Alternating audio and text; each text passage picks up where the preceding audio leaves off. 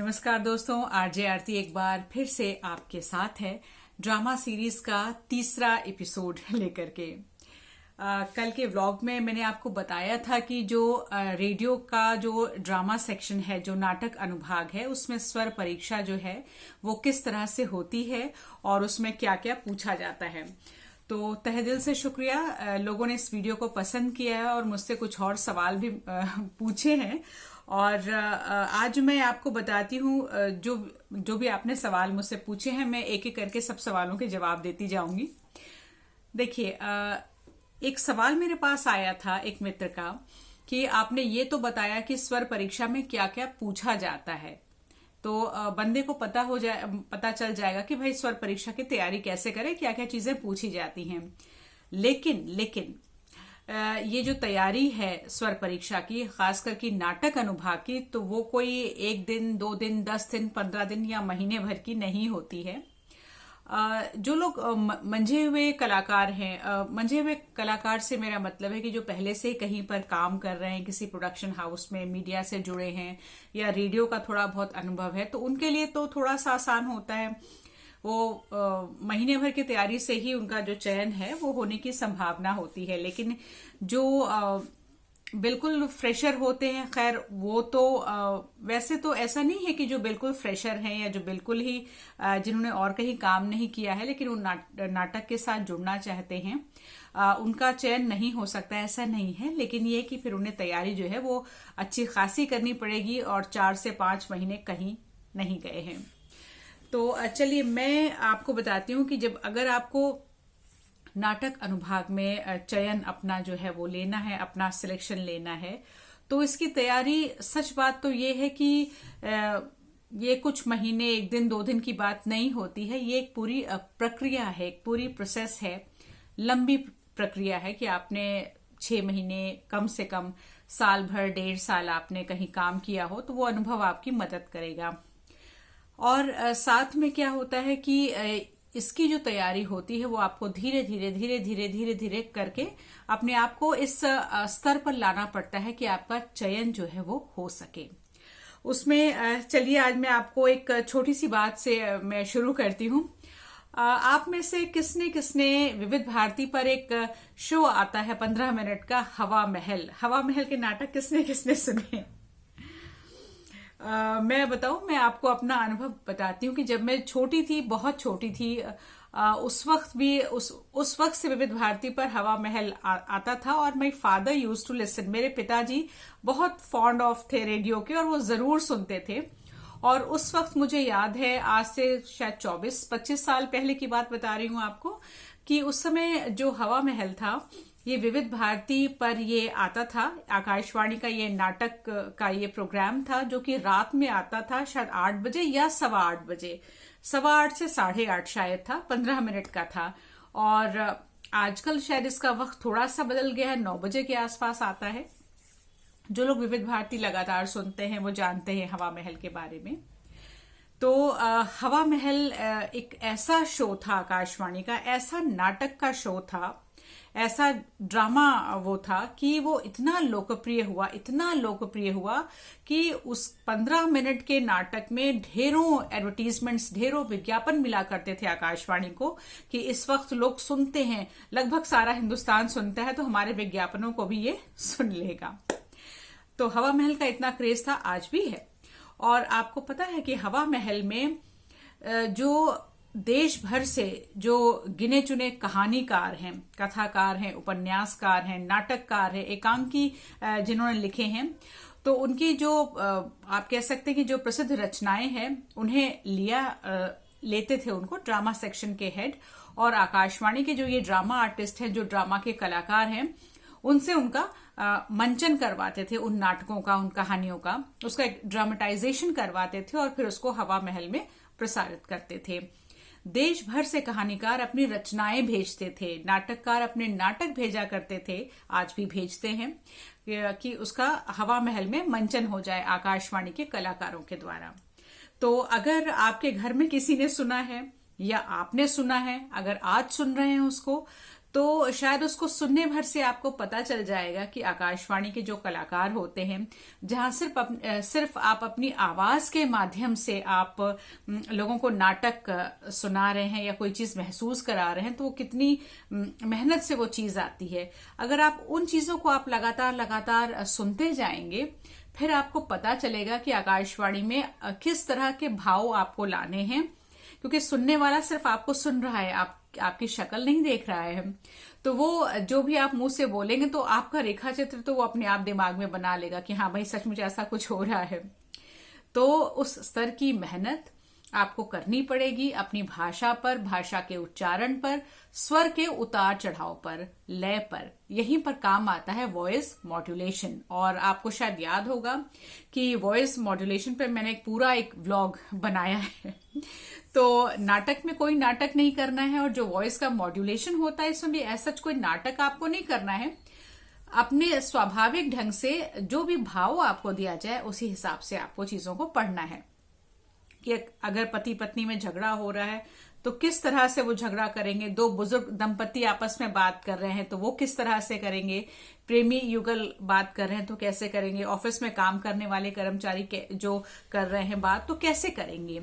तो ये चीजें कुछ अलग से नहीं होती, आपको अपने दैनिक जीवन से ही उठानी पड़ती हैं।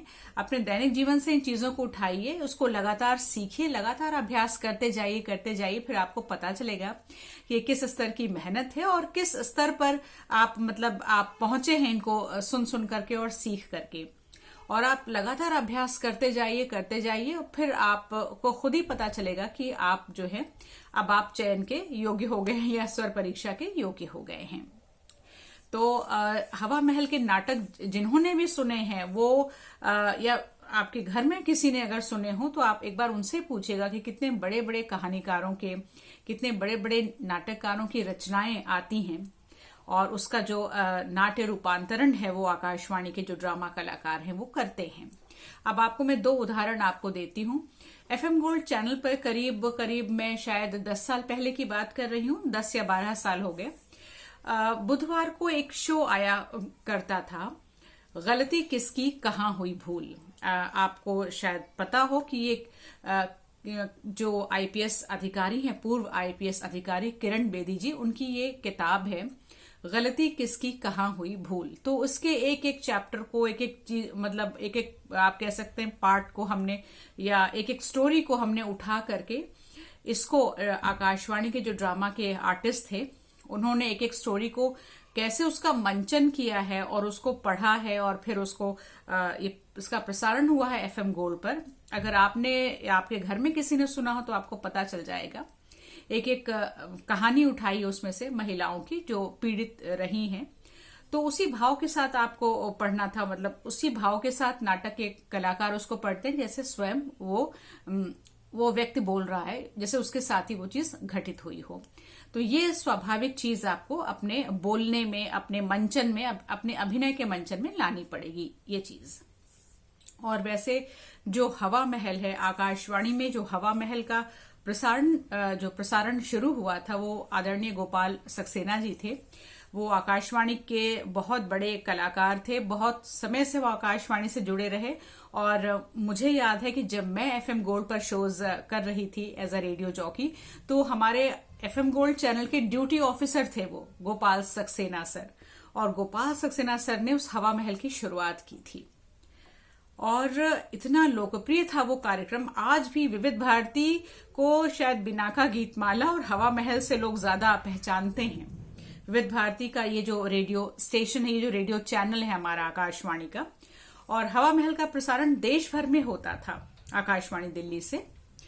शायद लिंकअप होता था या कुछ जो बड़े और मुख्य आप कह सकते हैं कि जो और रेडियो जो स्टेशन थे, जैसे आकाशवाणी इलाहाबाद है, आकाशवाणी लखनऊ है, इन सब के भी अपने अलग से ये लोग भी अपने अलग से नाटकों को बनाते थे और उसको हवा महल में प्रसारित किया करते थे। और रेडियो सखी के नाम से बहुत एक बड़ी कलाकार थी, मुझे शायद नाम इस वक्त याद नहीं आ रहा है, तो वो भी हवा महल के कई नाटकों में आवाज आपने शायद सुनी हो। और ऐसे गृहलक्ष्मी और पनघट नाम से एक प्रोग्राम आता था जो कि आकाशवाणी इलाहाबाद से प्रसारित होता था। उसमें भी जो आकाशवाणी के जो कलाकार थे, नाटक कलाकार। वो ग्रामीण परिवेश की महिलाओं की तरह बात करते थे, पनघट में खास करके। गृहलक्ष्मी में तो शहरी महिलाओं के की जीवन को लेके या उनकी रोज की बातें हैं उनको लेकर के वो प्रोग्राम जो है वो प्रसारित हुआ करता था। और मुझे इसलिए याद है क्योंकि मेरी जो माँ थी, मेरी मदर जो थी, वो उन्हें बहुत शौक था गृहलक्ष्मी और पनघट का। और मुझे याद है दोपहर 12:30 बजे उसका प्रसारण होता था। एक प्रोग्राम आता था शायद दोपहर 12:30 बजे और एक 1 बजे आता था दोपहर में। और ये मैं आपको करीब 30-35 साल पहले की बात बता रही हूँ। तो देखिए नाटकों का कितना क्रेज होता है, रेडियो का कितना क्रेज है, लोग कितने चाव से सुनते हैं। तो अब आप इसी से सोच लीजिए कि अगर आपको as a drama artist Akashvani के साथ जुड़ना है तो आपको कितनी कैसी तैयारी करनी है, कितना लगातार अभ्यास करना है। तो मैं तो यही कहूंगी कि आप जो नाटकों का प्रसारण होता रहा है आकाशवाणी में, विविध भारती चैनल में, तो उन सबको आपको थोड़ा सुनना पड़ेगा।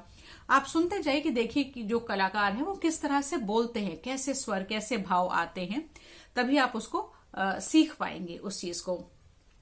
और एक चीज और मैं कहूंगी, आकाशवाणी में जो कई बार ऐसा है, जो आकाशवाणी दिल्ली का इंद्रप्रस्थ चैनल है उस पर भी कई बार नाटकों का मंचन हुआ है। अगर आपको सुनने का मौका मिले तो आप जरूर एक बार उसको ट्यून कीजिएगा, इंद्रप्रस्थ चैनल को, और जरूर सुनिएगा। बहुत अच्छे अच्छे उसमें नाटकों का मंचन होता है। 10 मिनट, 15 मिनट और 16 मिनट के नाटक है, कई बार 20 मिनट के भी होते हैं, छोटे छोटे नाटक हैं।